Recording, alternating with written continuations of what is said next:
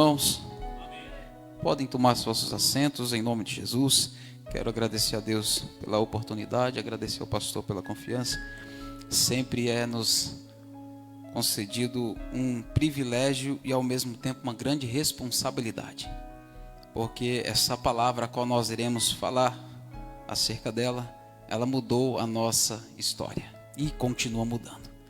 Queira por bondade, irmãos, prometo ser sucinto, breve em minhas palavras, prometo não cansar os irmãos. Evangelho de Jesus, segundo escreveu o evangelista João, um texto muito conhecido, e eu gosto e refriso sempre essa fala de pregar em texto conhecido, porque se torna mais fácil a didática.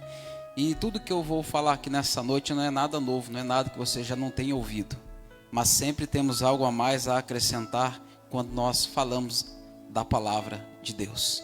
Amém? Então, abra por favor a sua Bíblia, Evangelho de Jesus Cristo, Boas Novas de Jesus Cristo, segundo escreveu o evangelista João. Estou usando a Almeida Revista e Corrigida. Eu quero ler com os irmãos do verso 1 e vou parafrasear em alguns outros versos. Só quem encontrou possa ouvir um amém? 3 irmãos encontraram. Todos encontraram? A maioria, coisa boa. Tem aqui na tela também, meu irmão. Não perca a leitura não, tá bom? Olha o que diz o verso de número 1. E quando o Senhor veio a saber que os fariseus tinham ouvido que Jesus fazia e batizava mais discípulos do que João, ainda que Jesus mesmo não batizava, mas os seus discípulos. Verso 3. Deixou a Judeia e foi outra vez para a Galileia.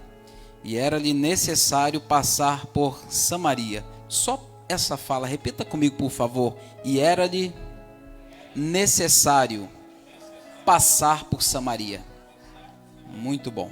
Foi, pois, a uma cidade de Samaria chamada Sicar, em outras traduções, Siquém, junto da herdade que Jacó tinha dado a seu filho José. Estava ali a fonte de Jacó. Jesus, pois, cansado do caminho, assentou-se junto da fonte. E era isso, quase a hora sexta. Veio uma mulher de Samaria tirar água e disse-lhe Jesus: dá-me de beber, porque os discípulos tinham ido à cidade comprar comida. Verso 9. Disse-lhe, pois, a mulher samaritana: como sendo tu judeu, me pedes de beber a mim, que sou mulher samaritana? Porque os judeus não se comunicam com os samaritanos. Jesus respondeu e disse-lhe: se tu conheceras o dom de Deus, e quem é o que te diz, dá-me de beber, tu lhe pedirias, e ele te daria água viva. Disse-lhe a mulher: Senhor, tu não tens com que tirar, e o poço é fundo. Onde, pois, tens água viva? És tu maior do que Jacó, nosso pai, que nos deu o poço, bebendo ele próprio dele, e os seus filhos, e o seu gado? Jesus respondeu e disse-lhe: qualquer que beber desta água tornará a ter sede, mas aquele que beber da água que eu lhe der nunca terá sede, porque a água que eu lhe der se fará nele uma fonte de água a jorrar para a vida eterna. Verso 23. Mas a hora vem, e agora é, em que os verdadeiros adoradores adorarão o Pai em espírito e em verdade, porque o Pai procura os tais que assim o adorem. Verso 24, 29 e 30. Deus é espírito, importa que os que o adorem em espírito e em verdade. Verso 28, perdão.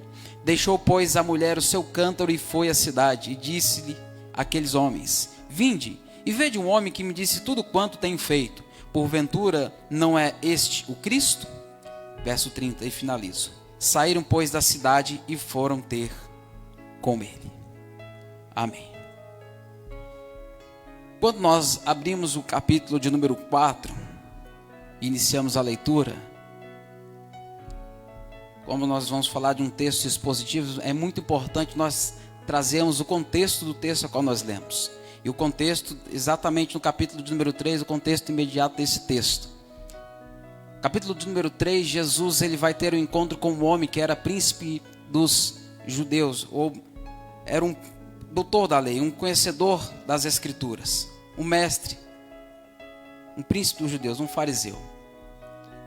E esse fariseu, ao ouvir a mensagem de Jesus, ao ouvir a ministração de Jesus, ele ficou impactado.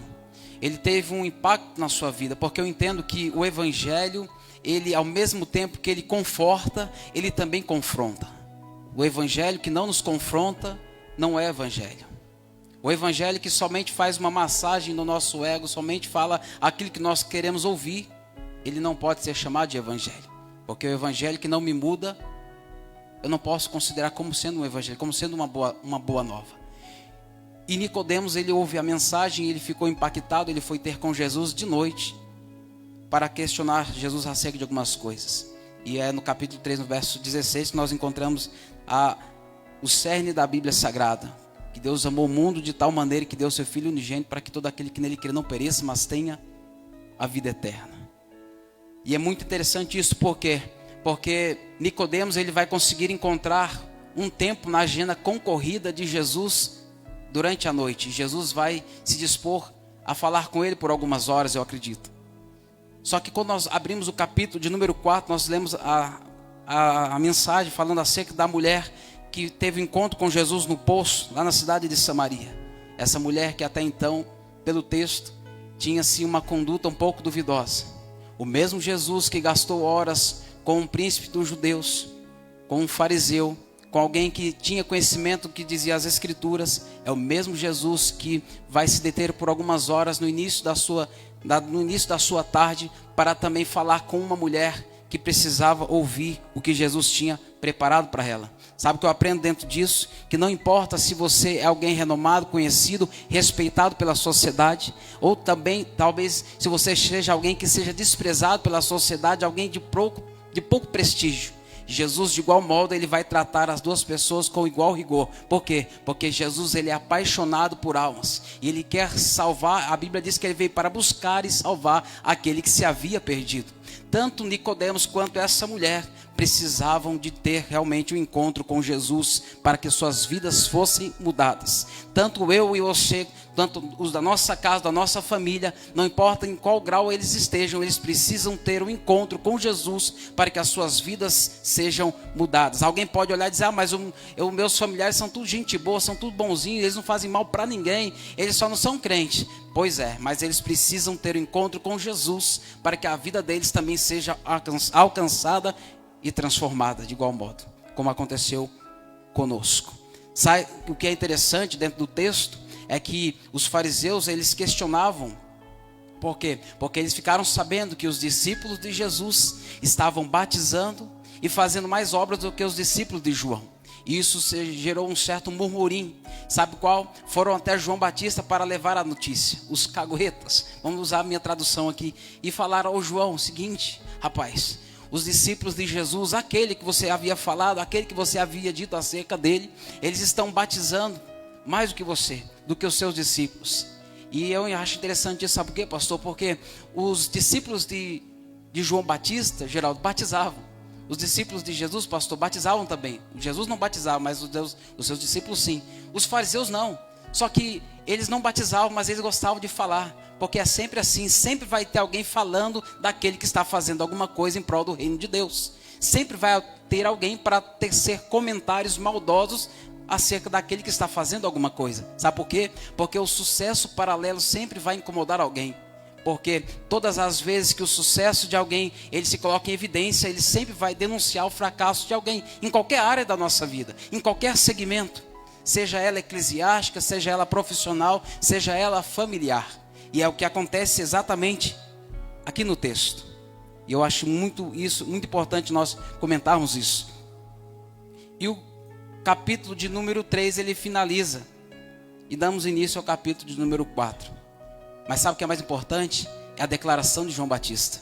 Quando foi falado acerca daqueles que estavam fazendo mais do que ele, falou: olha, exatamente para isso que eu vim. O que importa para mim é que ele cresça e que eu diminua. Porque João havia entendido o propósito pelo qual Deus havia levantado ele nessa terra. Sabe qual é o propósito da minha e da tua vida? Eu não sei você, mas eu vou te dar uma dica aqui. O propósito que Deus tem para a tua vida é aquele propósito que você tem no coração, sabe? Eu não sei você, mas você já se viu ou já se imaginou não fazendo o que você ama fazer?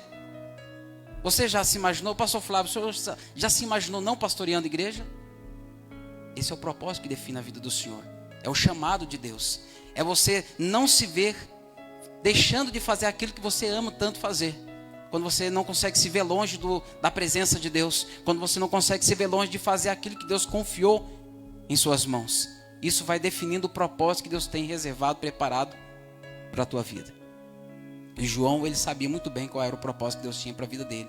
Ele era o precursor de Jesus Cristo. Ele veio para anunciar o caminho do Senhor. O dia número 4 vai começar dizendo: e quando o Senhor veio a saber que os fariseus tinham ouvido que Jesus fazia e batizava mais discípulos do que os de João, ainda que Jesus mesmo não batizava, mas deixou a Judeia e foi outra vez para a Galileia. Verso 4: e era-lhe necessário passar por Samaria. Você chama, mas você repetir isso para ficar gravado. É necessário passar por Samaria.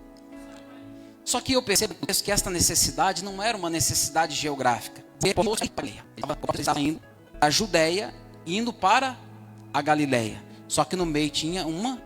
Diz que a necessidade não era uma necessidade geográfica. Era uma necessidade... E nós vamos entender dentro do texto isso. 3 cidades aqui são citadas, pelo menos Galileia, Samaria e Judeia. E vou parafrasear, é importante, Galileia de Jesus, João mesmo, seu primeiro milagre foi em Caná da Galileia, onde Jesus transformara a água em vinho. Judeia vai representar o fim do ministério de Jesus, porque foi numa sexta-feira à tarde, em Jerusalém, capital da Judeia, num dia de Páscoa, que Jesus, ele de braços abertos, ele deu um brado na cruz dizendo: Tetelestai, está consumado. Ele pagou a minha e a tua dívida. Como o próprio apóstolo Paulo disse, que ele encravou a cédula que nos era contrária, ele a encravou sobre o madeiro. Depois de tira a vida eterna, porque Jesus pagou. E no meio do caminho existe que Jesus que pare. Nós falamos, Galileia, a Judéia representa o final. Não existe desde o ano 700 de Cristo, foi onde o reino do norte, segundo o norte, onde o reino do norte não foi dividido. E alguns homens de Israel que foram lá, suas filhas remanescentes que ficaram, eles se casaram com as mulheres assírias, dando assim do samaritano. E todos sabemos, você que lê Bíblia, você sabe que eles passaram a outros deuses, passaram a adorar outras divindades. Eles entraram pelo caminho da idolatria.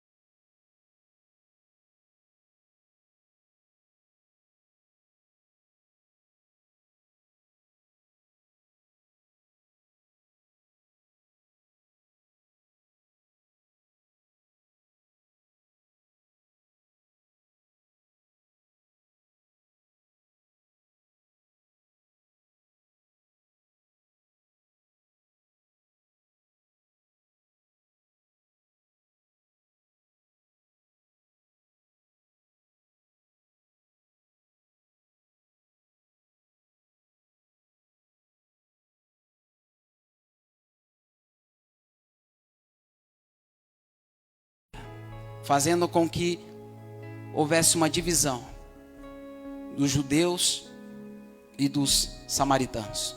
Eles não se comunicavam, irmãos que haviam se divididos. E é importante nós entendermos, porque na nossa vida também acontece de igual modo, como aconteceu no ministério de Jesus, onde nós falamos acerca da Galileia, que representou o início do ministério de Jesus, e da Judeia o final, e a Samaria que estava no meio. Na nossa vida, de igual modo, quando nós temos algum propósito na nossa vida, algum objetivo, alguma meta bem definida, nós passamos também por esses processos. Nós temos o início, nós temos o meio e nós temos também o final.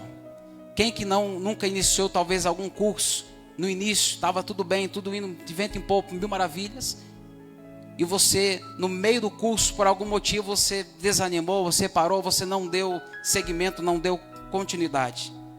Temos o começo, temos o meio e temos o fim. Sabe o que acontece no início da jornada, no início da nossa caminhada cristã? Nós não vemos as dificuldades, nós não vemos os problemas, nós não olhamos para o tempo e se ver se vai chover para ver se eu vou para a igreja. Se chover eu não vou, mas se o tempo estiver bom, eu vou. Não, no começo nós não temos isso. No final, muito menos, porque no final nós já estamos caminhando para o fim, nós já estamos vendo, é um corredor que está numa Olimpíada. No início, ele é impulsionado por aquilo que está reservado para ele lá no final. A medalha, o troféu, enfim. E no final ele é atraído pela linha de chegada. Só que onde a situação se estreita é exatamente no meio. É no meio da jornada, é no meio da prova, é no meio da caminhada, é no meio do campeonato, é no meio das nossas decisões. Então, normalmente, os problemas não estão no começo. Os problemas não estão no fim. Geralmente, nós vamos encontrar os problemas no meio. Você se lembra do povo que Deus tirou lá do Egito com mão forte por intermédio da vida de Moisés? Quando o povo está no meio do mar, o faraó estava se aproximando para dar um bote no povo de Deus. E Deus ele precisa intervir para que o faraó não conseguisse atingir êxito, ou, como diz na linguagem, lograr êxito na sua incursão contra os israelitas, contra o povo de Deus. Você se lembra dos discípulos? Quando Jesus impeliu, quando Jesus usa o termo anagikaz, quando Jesus impeliu força, obrigando eles a entrarem no barco para atravessarem para outra margem. A Bíblia diz que no meio, presbítero Marcelo, do mar, sobreveio uma grande tempestade de vento, e os discípulos ficaram tomados de grande pavor, de medo. Foi no meio, não foi no início, não foi no final. Talvez você esteja aqui, você esteja passando por um período onde você está no meio de um projeto, no meio de um sonho, no meio de uma incursão em algo que você desejava tanto fazer, e algumas dificuldades estão tentando te assolar, e algumas dificuldades estão tentando te paralisar. Entenda, o medo, ao mesmo tempo que ele é algo bom, porque o medo ele é um dispositivo de segurança para a nossa vida. Só que ele também se torna um agente inibidor de potencialidade. Todas as vezes que o medo, dentro de nós, ele se torna em pavor, é alguém que, acredito que os homens aqui não, as mulheres geralmente que têm medo de barata. Você vê uma barata, tem pavor de barata, você vê uma barata pequena. Quem tem pavor, meu irmão, aquilo é um dinossauro. Aquilo é um ser extraterrestre, porque a pessoa tem pavor. Eu falo porque eu já vi, meu irmão. A pessoa apavorada porque viu uma barata. E esse cara não sou eu. E por quê? Porque o pavor toma a pessoa de tal modo que ela fica paralisada diante da situação. Uma barata que com chinela havaiana de preferência, você extermina ela, meu irmão. SBP, já existe meios mais fáceis. Você não precisa nem usar o chinelo. Mas está entendendo? O medo faz isso conosco. O medo nos paralisa. O medo nos faz ficar estagnados. E é aqui que o negócio fica complicado. Sabe por quê? Porque a cidade de Samaria, o problema é causado porque a intriga entre os judeus e os galileus, eles não passavam por dentro de Samaria por conta dessa intriga. Sabe o que eles faziam? Eles passavam o caminho, eles cortavam pelo leste do Jordão, passavam pela região da Pérea. Eles aumentavam a sua jornada em pelo menos 3 dias de viagem, para não passar por dentro de Samaria. Por quê? Porque havia uma intriga instalada entre o povo, entre os seus próprios patrícios, entre os seus irmãos.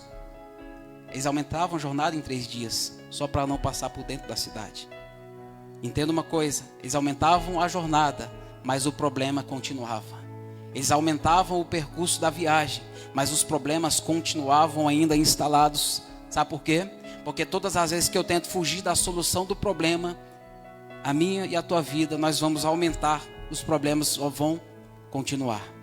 Não adianta nós tentarmos fazer curso. O problema que nós encaramos hoje, ele precisa ser encarado com maturidade, com sobriedade, e precisa ser vencido. Eu não sei qual o problema que tem tentado assolar a tua vida, mas enquanto você tentar fazer curso, enquanto você tentar se desviar deles, enquanto você tentar pegar um outro caminho para não enfrentar aquilo que você precisa enfrentar na tua vida, você vai aumentar a jornada e a história vai continuar exatamente a mesma. E é por isso que nos nossos dias existem pessoas que continuam paradas, estagnadas.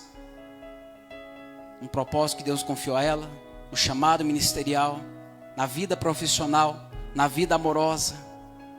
Sabe por quê? Porque não quer resolver essa intriga. Não quer passar por dentro de Samaria para resolver o problema que precisa ser resolvido. Talvez a tua Samaria seja um problema sentimental que precisa ser resolvido com algum familiar seu. Talvez o problema que você precisa enfrentar, talvez a tua Samaria seja talvez algum conflito financeiro que você vem há anos procrastinando, se desviando dele, deixando de fazer o que precisa ser feito. E por isso a situação não tem mudado. Talvez possa ser um problema até mesmo ministerial, algo que você precisa fazer, algo que você precisa passar por dentro do problema, da situação, para que algo seja mudado. Aí você pensa, eu vou cortar caminho, eu não vou passar por aqui, eu não vou resolver assim, eu vou cortar caminho. Aí vem João, o evangelista João escreve dizendo, é necessário passar por Samaria. Mas eu quero dizer para você nessa noite, Deus moveu essa palavra dentro do meu coração para dizer para você, hoje é noite de você resolver os teus problemas. Passe por dentro de Samaria, mas resolva os conflitos que precisam ser resolvidos, para que você possa do outro lado ver a obra maravilhosa que Deus vai fazer na tua vida, e através de você muitas outras vidas vão ser impactadas pelo poder da palavra de Deus. A palavra de Deus, ela faz isso, irmãos. A palavra de Deus, ela pode fazer isso. Olha o verso de número 5. Foi, pois, a uma cidade de Samaria, chamada Sicar, ou Siquém, algumas traduções, é só uma questão de tradução. No Antigo Testamento era chamado Siquém, porque no Antigo Testamento foi escrito no hebraico, e no Novo Testamento foi escrito no grego, só por isso. Junto da herdade de Jacó, que tinha dado a seu filho José. Isso aqui é importante, nada na Bíblia está por acaso. Nada na Bíblia está ali somente para preencher algumas linhas dentro das folhas e dos escritos sagrados, de forma alguma. Se está no texto é porque tem uma relevância importante. E o verso de número 5, vou repetir a leitura. Foi, pois, a uma cidade de Samaria, chamada Siquém, junto da herdade, ou seja, da herança, que Jacó tinha dado a seu filho José. Paralelo a esse texto, para nós entendermos o verso de número 5, nós precisamos analisar o contexto remoto do texto. Que é você usar um outro texto para compreender um outro texto. Olha o que diz Gênesis 33, do verso 18 ao 20. E chegou Jacó, salvo, à cidade de Siquém, que está na terra de Canaã, quando vinha de Padã Arã, e fez o seu assento diante da cidade. E comprou uma parte do campo em que estendera a sua tenda da mão dos filhos de Amor, pai de Siquém, por 100 peças de dinheiro. Pagou um preço muito bom por esse terreno, por esse espaço. Você se lembra que Judas, quando ele vende Jesus, foram quantas moedas de prata?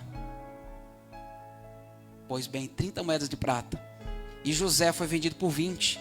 E esse campo ele pagou 100 peças de dinheiro, 100 peças de prata. Verso 20.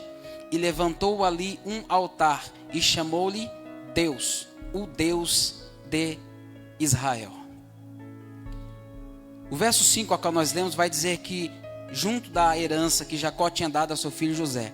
Então eu percebo que Jacó, quando ele compra esse terreno, quando ele compra esta propriedade, ele vai pagar um preço por ela, e após ele comprar, ele vai fazer o que era costume do povo hebreu, do povo judeu, dos servos de Deus. Ele vai levantar um altar. E o interessante é que quando nós falamos em conquistar algo, é interessante o que Jacó fez. Porque muitos de nós fazemos isso. Eu acredito que a maioria tem esse costume, esse bom hábito. Quando nós conquistamos algo, quando nós adquirimos algo, nós dedicamos isso a Deus. Nós ofertamos isso como uma oferta de gratidão. Senhor, muito obrigado. Porque foi o Senhor quem fez. Foi o Senhor quem me deu condição. Foi o Senhor quem prosperou. Foi o Senhor quem preparou. Altar, ele fala de oferta. Altar, ele fala também de adoração. Mas também fala de memorial.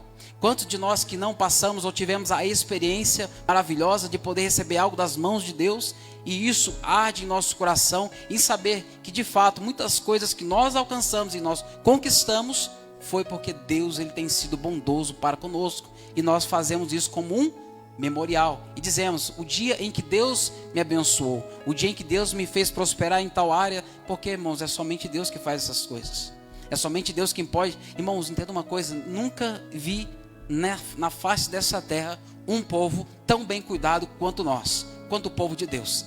A saber, quando nós olhamos para o povo de Israel, o povo amado de Deus, e nós olhamos de lá para cá, o cuidado com o qual Deus tem tido com cada um de nós é um cuidado exímio, é um cuidado tremendo e maravilhoso. Por isso, não deixe em momento algum da tua vida, da tua história, da tua jornada, onde você estiver passando, que isso venha tirar, sabe, a alegria, a satisfação que você tem de viver, de se alegrar mesmo quando a situação está difícil. Porque Jesus, ele nos advertiu, Jesus, ele nunca passou um pano para ninguém. Ele sempre disse para mim e para você que no mundo nós teríamos aflições, mas ele também nos garantiu dizendo, olha, tem de bom ânimo, tem de bom ânimo. Quer dizer, nós vamos passar por situações difíceis aqui, mas tem de bom ânimo. Sabe o que é isso, irmãos? É Jesus dizendo para mim e para você, tem de bom ânimo. Nas entrelinhas ele está dizendo, eu nunca te deixarei só. Ele disse, eu vou para junto do Pai, mas não vou deixar vocês órfãos, eu enviarei um outro Consolador, na mesma essência do Pai. Irmão, sabe o que é isso? É você passar por qualquer situação, eu passar por situações, e saber que mesmo em meio às maiores adversidades da minha vida, o meu Deus, ele está comigo, o meu Deus, ele está passando junto comigo. Ele não nos deixou sós, ele não criou o homem e deixou o homem ao seu bel prazer, abandonado, esquecido, como algumas linhas teológicas acreditam e pensam, de forma alguma. Então todas as vezes que ele conquistava alguma coisa, ele erigia, ele levantava um altar, como um sinônimo de adoração, como um sinônimo de oferta e também de memorial, para saber que ali um dia Deus havia dado vitória a ele. Só que o importante nós entendemos aqui, quando nós falamos de altar, você se lembra que quando o profeta Elias, lá no Monte Carmelo, quando ele vai enfrentar os profetas de Baal, ele levantou um altar e ele colocou 12 pedras, simbolizando, representando as tribos. Só que as medidas nessa ocasião aqui, sim ou não? Porque ele não erigiu as tribos ou simbolizou as outras que haviam se dito. Sabemos isso? Porque não há adoração a sua glória com ninguém. Então vai fazer aquela representação com as 12 pedras, simbolizando as nações, ou a nação de Israel, as 12 tribos.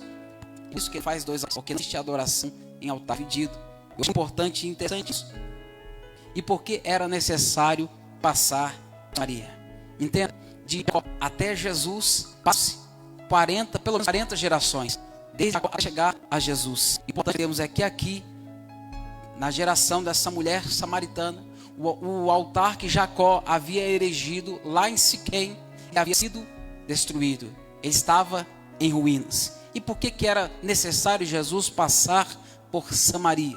Por que ele não cortou o caminho como os demais judeus faziam? Ele tinha uma obra a realizar dentro daquela cidade, que ele ia fazer através da vida de uma mulher improvável. E muito antes ele vai passar por Samaria, porque ele precisava reedificar o altar que estava destruído, em ruínas. Só que o altar que ele vai reedificar aqui, irmãos, não era o altar de pedra, onde os homens podem derrubar, onde os homens podem arruinar, não. Era o altar dentro do coração de uma mulher. E dessa mulher ele queria trazer de volta a adoração ao Deus vivo para dentro da cidade de Samaria. E quantas das vezes nós conquistamos algo na nossa vida, nós fazemos essa dedicatória também a Deus, nós entregamos algo que nós conquistamos a Deus. Eu já vi alguns por aí, quando conquistou um carro e falou, olha, propriedade de Jesus. Mas quando não nem caro, mas na maioria das vezes, quando nós consagramos algo a nossa própria vida, no altar, não fez amor ao Senhor. Você lembre-se, eu me lembro bem, no dia do meu batismo, o pastor falou algumas palavras replicando, prometendo a Deus nunca abandoná-lo, nunca trocar por outros deuses. Todos nós lembramos do voto de confissão do dia do batismo. E o nosso voto era de nós sermos fiéis a Deus, servirmos a Ele, consagrar a nossa vida a Ele. E isso é uma dedicatória. Por que eu digo isso, irmãos? Porque muitas das vezes nós dedicamos algo a Deus, mas vem as lutas.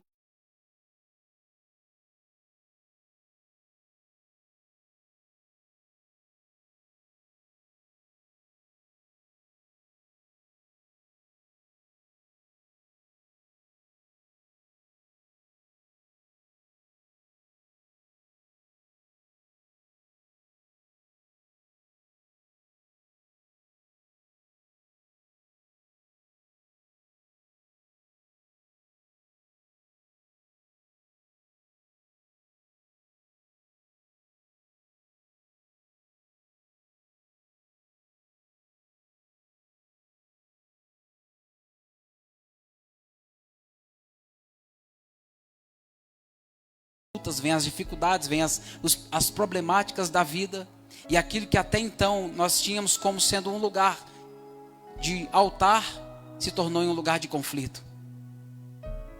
Casamento é lugar de altar.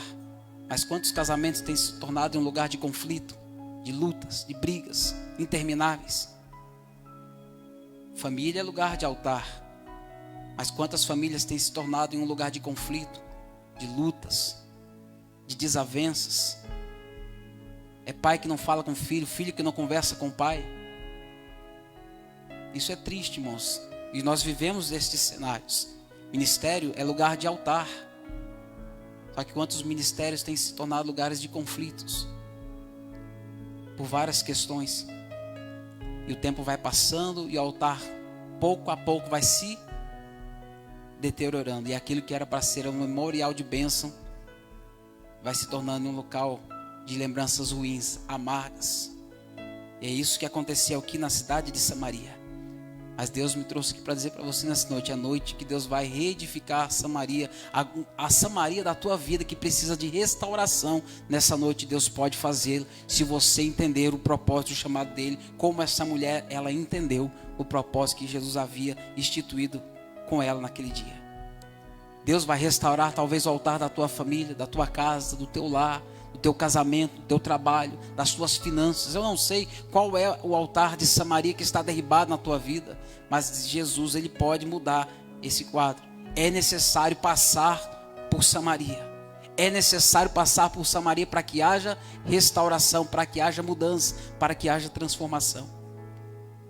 Se você decidir por algum motivo não passar por Samaria, tudo bem, não tem problema, ninguém é forçado a nada. Evangelho não é forçação de barra.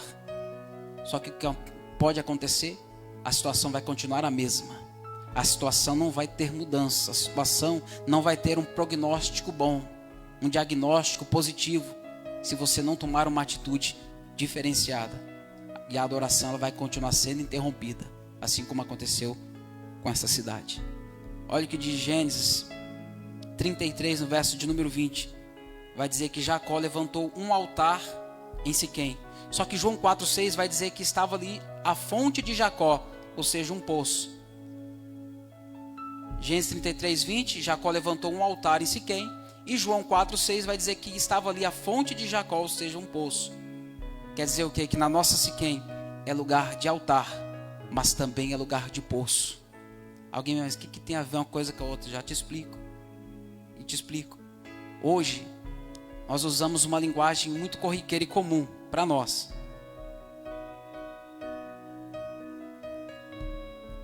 Nós podemos chamar de o crentez. Já viu dois irmãos crentes conversando? É muito interessante. Pai, sou vaso, aí varão, como é que está o mistério lá? E o manto? Só vitória? E o mistério? Alguém olha assim, o quê? Vaso? Manto? Mistério? Está entendendo? E se, irmão, está entendendo? E se for aquele do manto mesmo? Aí pronto, aí que você não entende nada, irmão. E dentro do nosso crentez, geralmente quando nós falamos de altar, está relacionado a estar na presença de Deus, a estar debaixo das mãos de Deus, a estar vivendo a vontade de Deus. Não é assim? Quando alguém está se afastando, a gente fala, olha, irmão, direita a sua vida, coloca a sua vida no altar. Não é assim que nós falamos? Sim ou não? Está comigo nessas palavras? Sim ou não? Então você entende, você tem familiaridade com essas palavras. Então quando fala-se de altar, fala de estar na presença, de estar na posição, de estar exatamente no lugar que Deus quer. E quando nós falamos de poço, irmão, estou cavando poço. Geralmente nós usamos essa expressão para falar quando alguém está lutando, trabalhando, batalhando, se empenhando para conquistar algum objetivo na vida. Sim ou não? Irmão, como é que está a vida lá, irmão? Estou cavando poço, estou trabalhando, estou me esforçando, estou correndo atrás, estou correndo na frente, não sei como você preferir usar essa expressão. Estou lutando, estou cavando poço. E qual que é a diferença entre levantar altar e cavar poço? Simples. Poço, eu falo porque eu já tive essa experiência lá em Taubaté. Eu que levava água para os meus irmãos beber. Eu não cavei poço não, tá, irmãos? Mas eu tive a experiência de levar água para eles. E eu via que quando eles iniciaram a cavar o poço, pastor, era assim. Eles começavam fazendo a circunferência marcavam, faziam toda aquela demarcação e começavam a tirar a terra. Nos primeiros 2, 3 dias, ainda era possível vê-los na superfície onde começou-se a cavar o poço. Só que passava-se algum tempo, já não conseguia-se mais vê-los. Por quê? Porque poço você começa cavando por cima e termina por baixo. Essa é a diferença entre poço e altar. Porque o altar você começa levantando ele por baixo e termina por cima. E a aplicação é fácil para nós. Que você talvez tenha exatamente entrar por esse mesmo caminho. Começou cavando poço, começou por cima e terminou por baixo. Mas eu quero dizer para você que nessa noite Deus ele pode levantar a tua vida também. Você pode ser colocado por cima também. Porque é exatamente isso que acontece quando nós começamos a levantar altares. Nós começamos a, por Deus, ser exaltado em áreas da nossa vida que nós jamais imaginaríamos que fôssemos chegar. Sabe por que isso acontece? Porque muitas pessoas nos nossos dias, talvez não seja o seu caso. Quando nós falamos disso, muitas pessoas não querem cavar poço mais. Preferem altares. Preferem começar por baixo e estar por cima. Ou melhor, vou melhorar a frase. Por que nós muitas das vezes preferimos o altar? Sabe qual que é a diferença? Porque no poço, o altar melhor, nós estamos por cima, nós somos vistos, nós somos notados. Quando nós estamos no altar, eu estou aqui na tribuna, um pouco mais elevado, então os irmãos têm maior facilidade para me enxergar, sim ou não? Talvez você tenha um pouco de dificuldade, se você olhar para o Alan que está lá no fundo, só enxerga a cabecinha dele, o cabelo. Está entendendo? Que ele está mais oculto, trazendo para os nossos dias. Quando nós estamos em evidência, nós somos de forma mais fácil vistos e notados. Mas quando nós estamos por baixo, cavando poço, muitas das vezes nós ficamos ocultos. Muitas das vezes ninguém te enxerga. Muitas das vezes as pessoas não te veem. E alguém olha e diz, mas rapaz, fulano sumiu. Acho que não está dando certo não os negócios dele. Está meio devagar, está meio parado, está meio estagnado. Mas não é, sabe por quê? É você que está cavando poço. E quando nós estamos cavando poço, muitas das vezes nós não somos vistos pela maioria das pessoas. Mas sabe o que acontece aqui?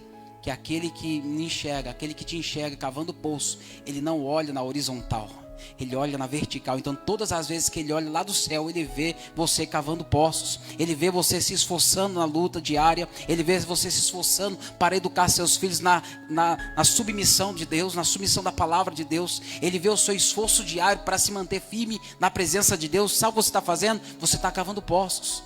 Você está cavando poços. Ninguém está te vendo, mas ele lá do céu, ele contempla a tua vida, ele vê a tua labuta diária. Ele conhece o som do teu coração, como o próprio salmista escreveu dizendo. Ele sabe que está dentro do teu coração, ele vê as tuas labutas diárias em prol do evangelho e do reino de Deus. Então entenda e guarde isso no teu coração. E mais interessante é que pode ninguém estar te vendo, mas eu quero dizer para você, você está cavando poço. Por isso que é interessante, quando nós falamos de altar, altar fala de elevação. Poço fala de humilhação. Tudo que é colocado em cima, ele é visto. Tudo que é colocado no poço, ele é escondido, ele é colocado em oculto. E a pergunta que eu faço, ao ler o texto, e faço para você também, para mim eu fiz essa pergunta. Se é tão difícil assim, os irmãos que já moraram em roça, sabe? Em alguns lugares, irmãos, para você cavar um poço, para que ele venha brotar água, alguns lugares 3, 4 metros de profundidade. Lá na minha terra era assim, com 5 metros de profundidade você já conseguia encontrar o seixo de água. E aquela cacimba, nós chamávamos de cacimba, tinha água por um bom tempo, até que vinha seca. Só que existem lugares, dependendo da sua aridez do solo, 50, 60, 70 metros você não encontra um veio de água. Então nem todas as localidades você vai ter a mesma facilidade de encontrar água. Por isso, todas as vezes que você estiver cavando poços e você vê alguém talvez que cavou um poço e encontrou algo antes de você, não desanime, irmão. É porque você precisa passar por um processo. Não tem como nós fazermos um poço semi-artesiano como é nos nossos dias atuais. Usa-se brocas, ferramentas, em um dia no máximo, 2, você já consegue executar o trabalho de fazer um poço. de 60, 70 até mais, para se extrair a água. Isso fala que é do nosso esforço diário para conquistar algo. A pergunta que eu faço é: vale a pena eu desaparecer cavando um poço? Vale a pena eu sumir da visão das pessoas cavando um poço? E sabe quem que responde essa pergunta? Capítulo de número 12, melhor, verso de número 12 do capítulo 4. Acompanhe comigo, por gentileza. A mulher samaritana, no verso 12 do texto, ela vai dizer, e aqui ela vai falar da tríplice recompensa de quem cava poço. Olha o que ela diz: és tu maior do que Jacó, nosso pai, que nos deu o poço, bebendo ele próprio dele, e os seus filhos e o seu gado? Espera aí, vamos entender o que ele está dizendo. Primeiro, ela vai falar a primeira pessoa beneficiada de quem cavou o poço. Quem cavou o poço não foi José, José herdou, José ganhou, foi recebido como herança, foi Jacó. O primeiro a beber da água foi quem? Quem, irmãos? Foi Jacó. Então o primeiro a ser beneficiado quando nós estamos cavando poço somos nós, cada um de nós. Vale a pena se esforçar em prol do reino. Vale a pena pagar um preço em prol do evangelho de Cristo Jesus. Vale a pena nós lutarmos diariamente contra o pecado que tão de perto tem tentado nos derrubar, nos assediado. Vale a pena nós continuarmos servindo a Deus com fidelidade, porque o primeiro a ser beneficiado disso tudo seremos nós mesmos. Segundo, o texto diz, e os seus filhos. Irmãos, tem gente que está aqui, mas você talvez nem saiba. Você está se beneficiando da água de um poço que alguém um dia cavou por você. Eu sou beneficiado por conta das orações da minha mãe, que orou pela minha vida, que cavou poços arduamente para que o evangelho chegasse até mim e que chegasse de forma que mudasse a minha vida, a minha história mudou. E a água que eu estou bebendo hoje foi do poço que um dia ela cavou, das orações que um dia ela travou, das batalhas que um dia ela enfrentou para que eu estivesse na presença de Deus. Existem pessoas aqui que de igual modo estão bebendo da água que um dia alguém teve que pagar o preço para cavar esse poço. Os filhos são beneficiados. A minha filha, os teus filhos, eles vão ser beneficiados através da nossa luta diária. Vale a pena cavar poço. Vale a pena sim, irmãos, estar dentro de um poço, cavando poços, para que um dia os nossos filhos venham beber da água que nós vamos proporcionar para a vida deles. Porque todas as vezes essas crianças olham para cada um de nós, elas veem em nós exemplos que elas vão seguir no seu futuro. Não é o que o Provérbios diz? Ensina a criança no caminho que ela deve andar, para que mesmo que depois que ela envelheça, ela não vai se desviar do caminho. Essas crianças são atentas, irmãos, mais antenadas do que nós imaginamos. Vale a pena cavar poço. E o terceiro e mais importante que nós podemos olhar,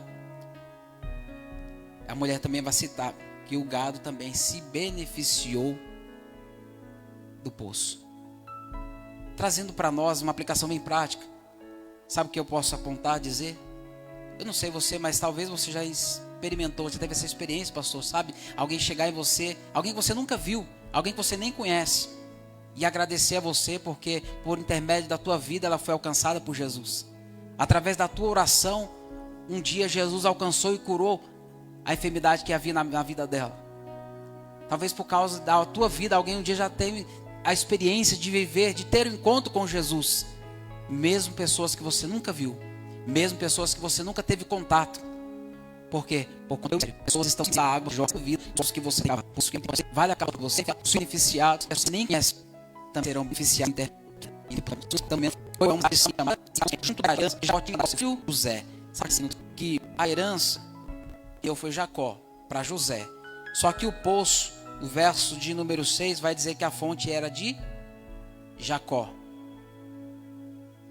Jacó, geralmente, irmãos, a posição de talvez a transferência de para alguém, essa propriedade pode ser firma e carro não precisa feito o teste e carro não funciona, o que acontece? Essa herança que Jacó de José. E por que isso é interessante? Porque Deus ele não vai dar honra. Interessantíssimo isso, porque Deus ele não vai dar honra para quem bebeu da água, mas sim para quem cavou o poço.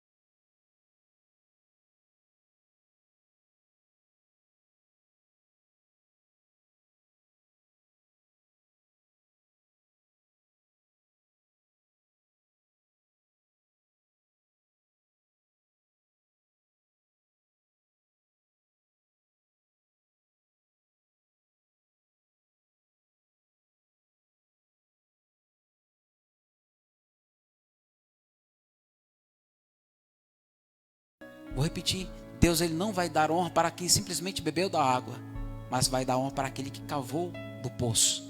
Porque muitas pessoas às vezes acham que para chegar a algum lugar, elas precisam de ter um padrinho, elas precisam ter um costa quente, elas precisam ter alguém para ajudar elas a chegar em algum lugar. Não, você só precisa, irmãos, é ter Jesus na tua vida, que ele vai te levar aos lugares que ele quer levar você.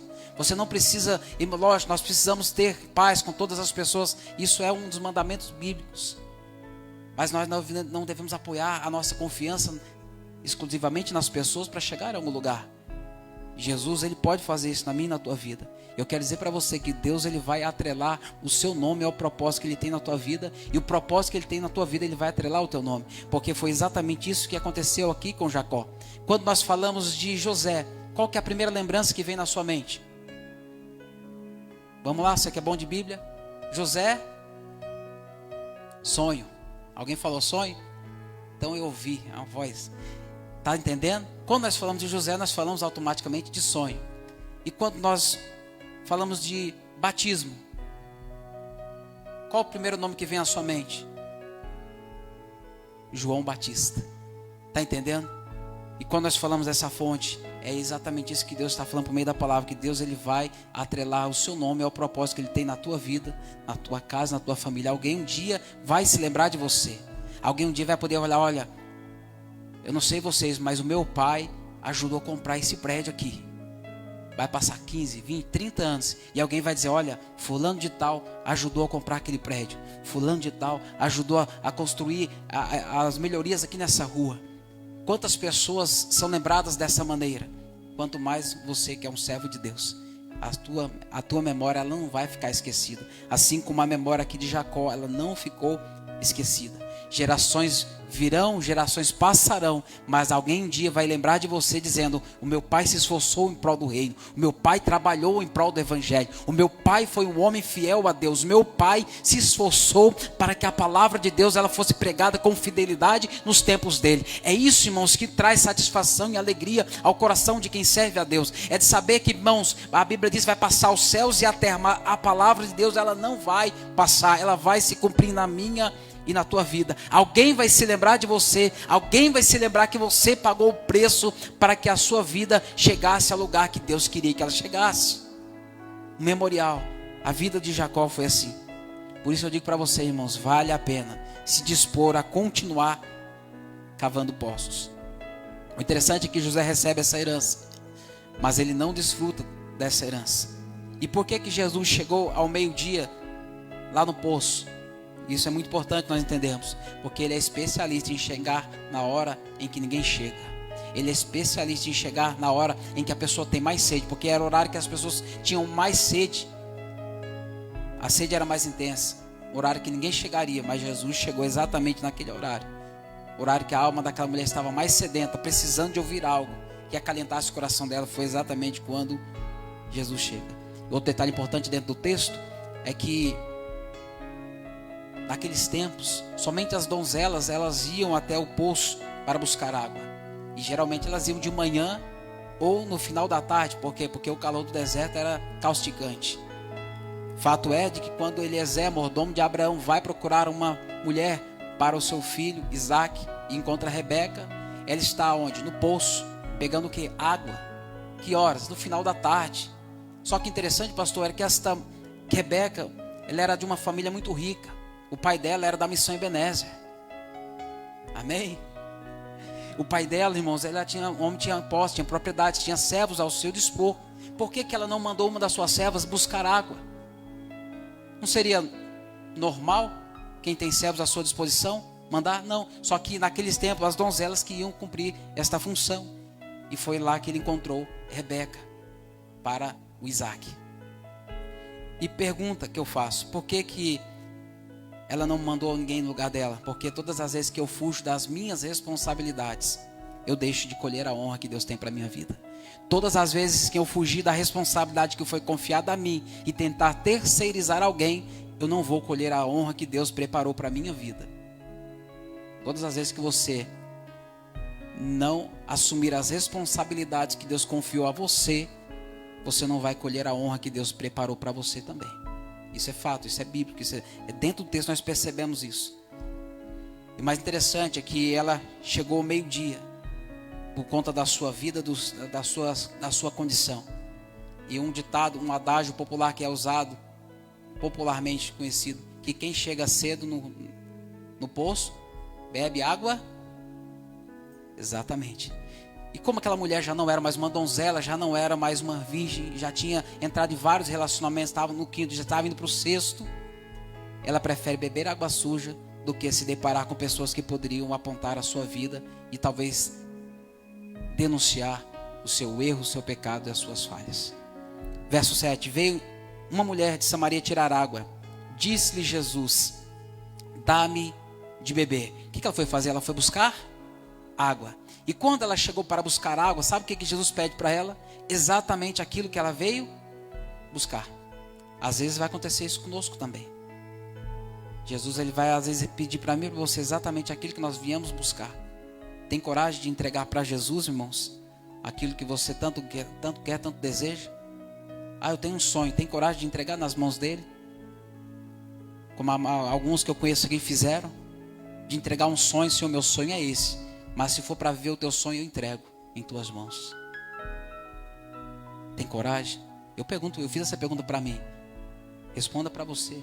É uma pergunta difícil, pastor Flávio. É fácil quando nós respondemos assim: não, eu tenho. Será que nós temos coragem de entregar para Jesus aquilo que nós tanto queremos? Aquela mulher foi buscar algo. Jesus pede para ela exatamente o que ela havia ido buscar. Você se lembra de Ana? 1 Samuel capítulo de número 1. Ana ia de ano em ano ao templo pedindo para Deus um filho. Era o desejo do coração, da alma dela. Ela chorava amargamente por isso, porque ela via Penina dando filhos a Eucana e ela não podia gerar, porque Deus havia cerrado, tomado para si a sua madre. Mas teve um ano que ela subiu diferente a Siló. Ela orou diferente, ela falou com Deus de uma forma diferente. Ela falou: Senhor, eu não peço ao Senhor um filho, eu entrego ao Senhor um filho. Eu imagino lá do céu, Deus falou: pá, peraí que agora a Ana entendeu o que é culto. Porque nós não viemos aqui para a igreja, para a casa de Deus, para buscar algo de Deus. Nós viemos aqui para entregar. Mas por que eu recebo? Porque à medida que eu entregar o que agrada a Deus, eu recebo da parte dele também. É isso que acontece. Ana entregou um filho e Ana recebeu um quê? Só um filho? Não, vários filhos. Mas o principal que ela recebeu foi Samuel. E quem foi Samuel, irmãos? Poderíamos ficar a noite toda aqui falando desse homem de Deus. Profeta, sacerdote, juiz. Um exemplo para nós, nos nossos dias. Então eu aprendo que Jesus, ele não quer aquilo que eu tenho. Ele quer o espaço que aquilo ocupa no meu coração. Eu tenho um sonho, mas se o sonho que eu tenho ocupa mais espaço do que o desejo que eu tenho de servir a Deus, fique antenado, porque talvez seja isso que Deus requer da tua vida. Alguém que pensa que Deus, ele não quer que nós venhamos viver os nossos sonhos. Não é isso, irmãos. Mas os planos de Deus são maiores do que os nossos. Quem aqui que por talvez nossa própria ignorância acharmos que Deus não quer fazer algo extraordinário na nossa vida porque nós temos um sonho grande e achamos que o que Deus pode fazer é pequeno? Não, meu irmão, Deus pode fazer coisas muito maiores do que nós pensamos. A Bíblia diz, Ele faz infinitamente mais além do que nós temos pedido ou pensado, irmão Valdez. Muito mais. E foi isso que a mulher entendeu. Verso de número 9. Depois a mulher samaritana perguntou: como sendo tu judeu, me pedes de beber a mim que sou mulher samaritana? Porque os judeus não se comunicam com os samaritanos. Sabe o que eu percebo aqui? Que essa mulher, ela vai falar acerca da religião. Religião, ela constrói muros, mas o evangelho, ele constrói pontes. Ela conhece que Jesus é um judeu porque ela olhou para ele, viu a forma como ele estava vestido, a forma como ele falava. E é isso que eu aprendo, irmãos.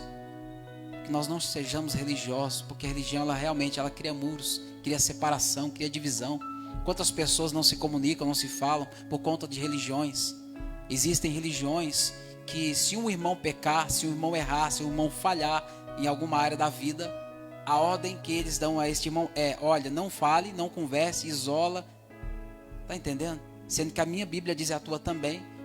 Pedro perguntou para Jesus quantas vezes deveria perdoar um irmão que havia ofendido ele. Ele falou: olha, Pedro, não te digo que 7, mas até 70 vezes 7. Perdoa o teu irmão se ele pecar contra ti e ele vier com o coração arrependido pedindo perdão. E algumas religiões dizem que você tem que excluir, tem que deixar de lado, não pode falar, não pode conversar. Está entendendo? A religião ela faz isso, ela cria muros. Mas o evangelho continua construindo pontes para que almas sejam atraídas até a presença de Deus. Verso 10. Jesus respondeu e disse: se tu conheceras o dom de Deus, e quem é o que te diz, dá-me de beber, tu lhe pedirias e ele te daria água viva. Disse-lhe a mulher: Senhor, tu não tem com que tirar. Ou seja, Jesus não tinha nenhuma canequinha, nenhuma taça para pegar água lá na fonte. Com que? Estou finalizando, irmãos. Onde não tem como tirar, o poço é fundo. Onde, pois, tens água viva, és tu maior do que Jacó, nosso pai, que nos deu o poço, bebendo ele próprio, seus filhos e o seu gado? E Jesus respondeu e disse: qualquer que beber desta água, tornará a ter sede. Mas aquele que beber da água que eu lhe der, nunca terá sede. Porque a água que eu lhe der, se fará nele uma fonte de água a jorrar para a vida eterna. Aquela mulher, ela chega diante de Jesus com um coração precisando de ouvir algo para transformar a sua vida. Assim como você veio aqui essa noite. Eu quero dizer para você, Jesus ele nunca foi o remédio para a vida de seu ninguém. Porque existem pessoas por aí que usam Jesus como um remédio. Olha, eu estou precisando de uma cura, eu vou lá na igreja. E toma Jesus e sai curada. Só que passa um tempo, o remédio ele tem esse efeito, ele é paliativo. Toma um remédio para quem tem dores crônicas. Você toma hoje, amanhã você tem que tomar de novo, amanhã você tem que tomar de novo. Jesus ele não é remédio, embora nós precisamos buscar ele todos os dias. Jesus ele é a cura definitiva para todos os nossos problemas. Então muitas pessoas acham que Jesus é somente um remédio. Eu estou bem, não estou precisando de Jesus, eu estou mal, estou precisando de Jesus. Estando bem, estando mal, meu irmão, eu preciso de Jesus. Porque ele é a cura da minha alma. Ele saciou a minha sede, a tua sede. Aleluia. Disse-lhe a mulher: Senhor, dá-me dessa água para que não mais tenha sede e não venha aqui tirá-la. Disse-lhe Jesus: vai. Olha aqui, Jesus vai falar para essa mulher: irmão, vai, chama o teu marido e vem cá. Jesus ele vai tocar no ponto crucial da vida dessa mulher. Ele vai falar muito sem dizer muita coisa. Isso é interessante. A mulher respondeu e disse: não tenho marido. Disse Jesus: dissestes bem, não tenho marido, porque tiveste 5 maridos e o que agora tens não é teu marido. Isso disseste com verdade. Sabe o que eu percebo, irmãos? O diálogo ele vai se tornando progressivo. Essa mulher vai conversando com Jesus e pouco a pouco ela vai bebendo da água da vida e pouco a pouco ela vai entendendo o propósito que havia sido instituído para a vida dela naquele momento, porque ela contou a verdade, porque o evangelho é isso. O evangelho, quando ele é colocado diante de nós, é impossível nós continuarmos no engano, na mentira, no pecado, no erro, na vida promíscua, na vida dúbia. Sabe por quê? Porque o evangelho ele reflete verdadeiramente quem nós somos. No evangelho não tem como nós usarmos máscaras, não tem como nós nos escondermos atrás da Bíblia, como alguns acham que é possível fazer isso. Não existe essa possibilidade, porque o evangelho ele vem nos mostrar exatamente o que nós somos. E essa mulher ela vai contar toda a verdade. É o que eu havia dito no começo, que o evangelho ele traz conforto, mas também traz confronto. Confronto é você pegar duas pessoas frente a frente. Você tem a sua opinião, essa mulher tinha dela. E Jesus chegou confrontando com a verdade. Verso 19. Disse-lhe a mulher: Senhor, vejo que és profeta. Nossos pais, olha, a mulher vai mudar o discurso. Vejo que tu és profeta. Nossos pais adoraram neste monte, e vós dizeis que é em Jerusalém o lugar onde se deve adorar. Sabe o que essa mulher está dizendo? E já estou finalizando minha fala. Se você pudesse colocar de pé, por gentileza. Vai dar uma impressão que está acabando, mas está acabando mesmo, tá, irmãos?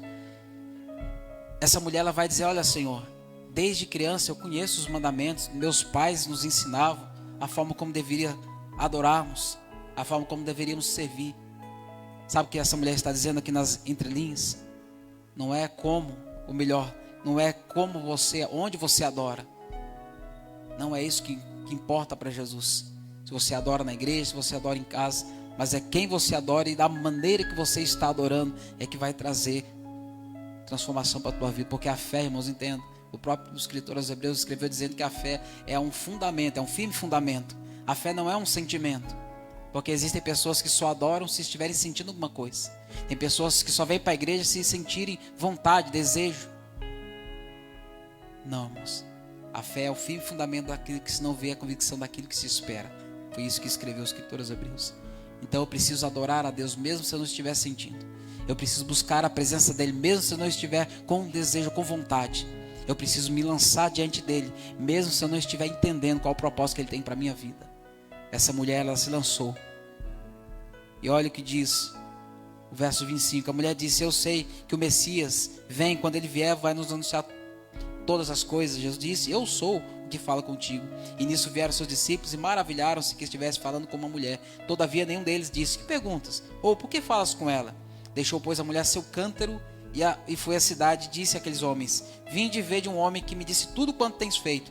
Porventura não é este o Cristo? Saíram, pois, da cidade e foram ter com ele. A mulher foi buscar água com seu cântaro.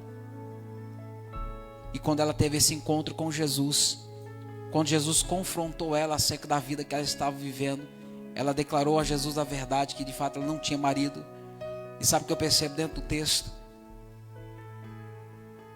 Que todas as vezes em que nós de fato tivermos um encontro com Jesus, é impossível a nossa vida continuar da mesma maneira.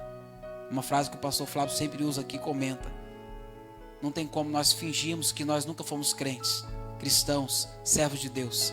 Não tem como fingir que eu não sou um pastor, que eu não sou alguém que está na presença, que serve a Deus, e voltar para a vida que eu vivia antigamente. Não existe essa possibilidade, irmãos. É um caminho sem volta. É um caminho que vai nos conduzir diretamente ao reino dos céus, à glória eterna. Não tem como retornar. Não tem como fazer uma meia volta e voltar para a vida antiga, retornar para o Egito. Essa mulher, depois que teve esse encontro com Jesus, ela deixou o seu cântaro de lado, foi até a cidade e anunciou às pessoas que ela havia encontrado um homem no poço de Jacó, que havia contado tudo acerca da vida dela. Alguém que era muito mais do que um profeta, alguém que era o próprio Cristo, que havia para buscar e salvar o perdido. E ela anunciou a cidade foi até o poço de Jacó. Detalhe importante, finalizo. A Bíblia diz que Jesus, cansado, se assentou, pastor, na beira do poço, se assentou. Só que naquele tempo, só quem podia fazer isso era quem fosse o dono do poço. Os viajantes poderiam passar livremente, beber da água do poço. As pessoas que moravam ali na circunvizinhança poderiam passar e tomar, saciar a sua sede nas águas daquele poço. Mas somente quem era dono tinha essa liberdade de poder se assentar no poço. E Jesus, ele é o dono do poço que rege a minha vida. Ele não foi somente saciar a sede daquela mulher. A mulher deixou o cântaro, esqueceu até o que ela havia ido buscar. Por quê? Porque a sua sede havia sido saciada. Jesus nessa noite quer saciar a tua sede. Eu não sei qual é a Samaria que ele precisa romper na tua vida, mas ele quer nessa noite passar por dentro de Samaria, da Samaria da tua vida, e mudar alguma história que precisa ser mudada hoje. Não deixe para amanhã, não deixe para depois. Coloque diante dele e ele vai mudar histórias, e o nome dele vai ser glorificado, e as pessoas vão até o poço ver de fato quem é este homem, e vão contemplar e ver que é o Messias.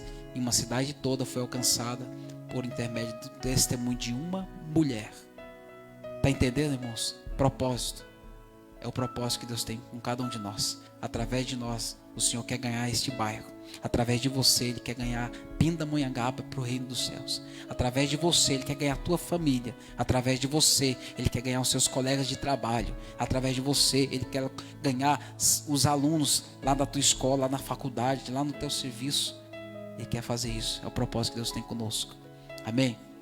Meus irmãos, eu quero orar junto com os irmãos, agradecendo a Deus, porque Jesus visitou a minha Samaria. Jesus quebrou alguns paradigmas que há um pouco mais de um mês e meio tenho vivido dentro de casa, minha família, com a perca da minha sogra. Foram e estão sendo momentos difíceis, mas eu tenho visto o consolo, o conforto e a bondade de Deus nos ajudando diuturnamente. Eu quero dizer para você, Deus, Ele continua cuidando de nós. Ele não nos abandonou, Ele continua cuidando do seu povo e da sua igreja. Amém, meus irmãos? Vamos orar, vamos agradecer a Deus, vamos colocar diante dEle aquilo que nós viemos entregar. Entregue. À medida que você entregar, você vai receber algo maravilhoso da parte de Deus. Feche teus olhos comigo em nome de Jesus. Querido Deus e Pai, Queremos louvar o teu nome, ó Deus, e agradecer pela oportunidade, meu Deus, de poder ter sido encontrado pelo Senhor em um momento tão oportuno da nossa história. No momento, ó Deus amado, que talvez nós, na grande maioria, estivéssemos como aquela mulher. No momento, meu Deus amado, de grande sede, no momento, meu Deus amado, de grande aflição da nossa alma, no momento em que a nossa alma gritava, clamava, meu Deus amado, por socorro e por misericórdia. E em momento oportuno, meu Deus, no momento talvez que ninguém, meu Deus, mais ousaria a ir até aquela fonte, meu Deus, aquela mulher foi, e sem saber ou imaginar, ela não sabia, mas o encontro, meu Deus, da vida dela estava para acontecer. Eu peço ao Senhor que nesta noite, de igual modo, meu Pai, familiares, vidas que aqui adentraram, meu Pai, possam ser alcançadas também por este encontro, que este encontro, meu Deus amado, que mudou a vida daquela mulher na cidade de Samaria, não somente a vida dela, mas, meu Pai, de toda uma cidade que fora, meu Deus, tocada, meu Deus, movida pelo testemunho da vida dela, que possa nesta noite de igual modo acontecer dentro da nossa casa, dentro do nosso lado, no meio da nossa parentela, que através de nós, meu Deus amado, alguém possa ser atraída, levada até Jesus Cristo, o Salvador do mundo, Salvador, meu Deus, da nossa vida.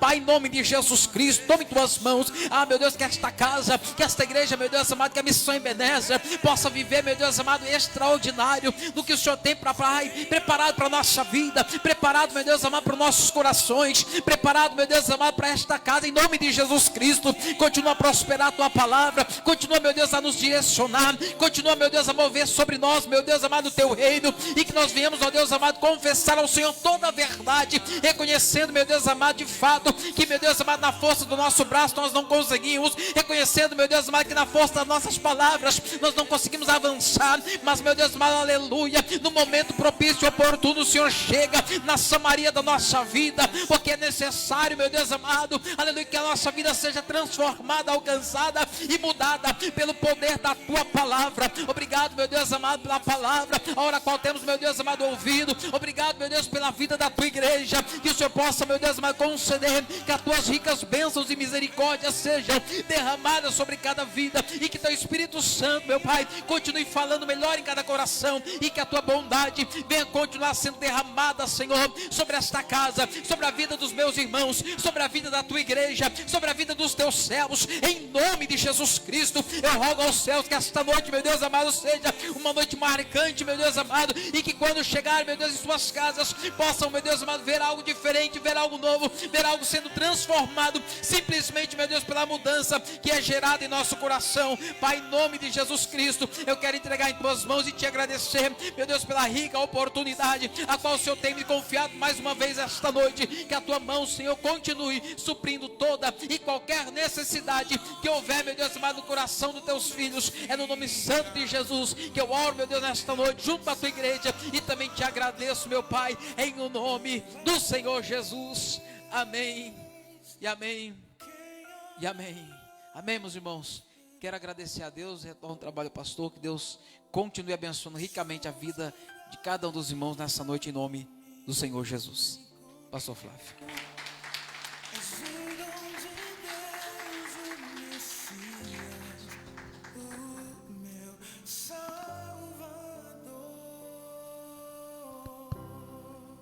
Glória a Deus.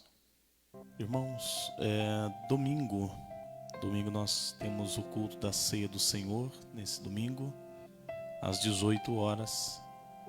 Cada um dos irmãos se preparem para nós podermos estar nesse importante momento na presença do nosso Deus. Domingo às 18 horas, nós estaremos aqui reunidos na presença do Senhor, em nome de Jesus. E domingo pela manhã nós temos a escola bíblica dominical. Traga as crianças, seus filhos, traga para que possam participar também. Tá bom, queridos? Amém? Estenda as suas mãos com as minhas.